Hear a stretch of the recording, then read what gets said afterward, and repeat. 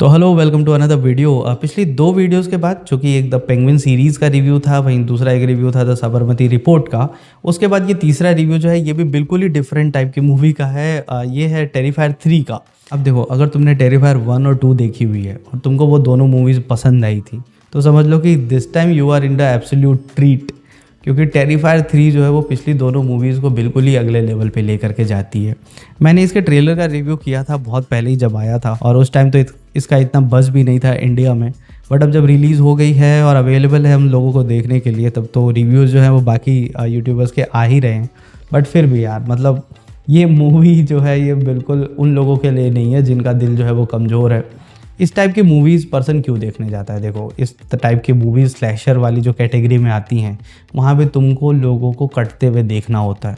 वहाँ पे तुम देखना चाहते हो कि कितने क्रिएटिव तरीके से डायरेक्टर जो है वो डेथ दिखाता है स्क्रीन पे।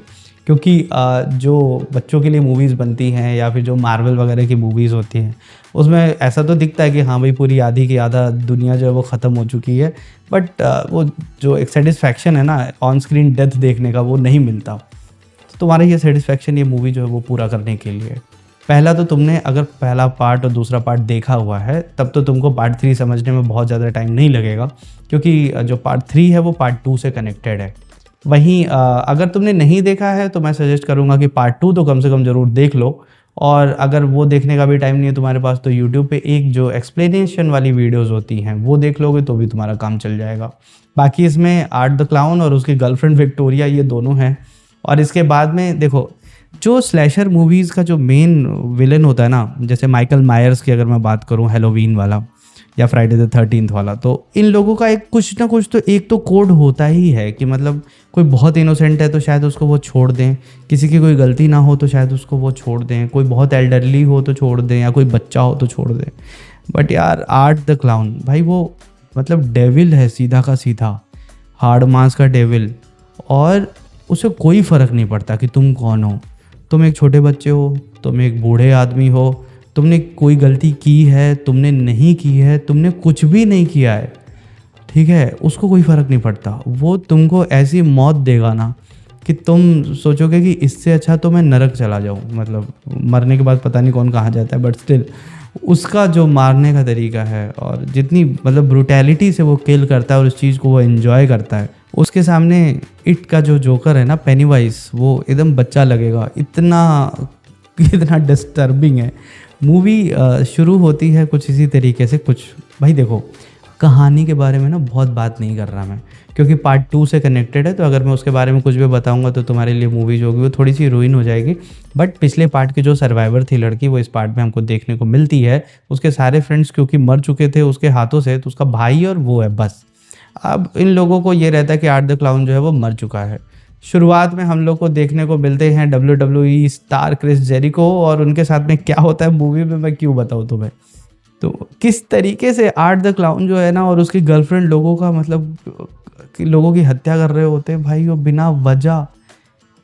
छोटी सी बच्ची, एक बूढ़ा आदमी, और ऐसे ऐसे तरीके लोगों को मारने के, और लोगों का दर्द तुम स्क्रीन पे महसूस करोगे।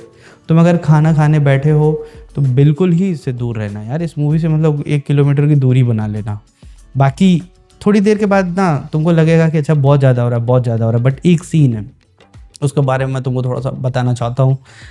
देखो यार, कहीं मतलब कम्युनिटी स्ट्राइक ना आ जाए, बट फिर भी एक सीन है जिसके बारे में तुम्हें बताना चाहता हूँ कि आर्ट द क्लाउन जो होता है वो एक पर्सन को किल कर रहा होता है। उसके हाथों में ऐसा जो बड़ा सा नेल होता है, आयरन नेल, वो मार देता है, और इसके बाद में उसका सर जो है वो फोड़ रहा होता है। और उसकी वो जो मतलब पार्टनर इन क्राइम है विक्टोरिया, उसके हाथ में एक टूटा हुआ ग्लास का टुकड़ा होता है, और फिर वो उसको अपने ऐसे दोनों टांगों के बीच में, now she is rubbing her private part with that glass shard and she is orgasming from it, और पूरा पैरों के बीच में ब्लड।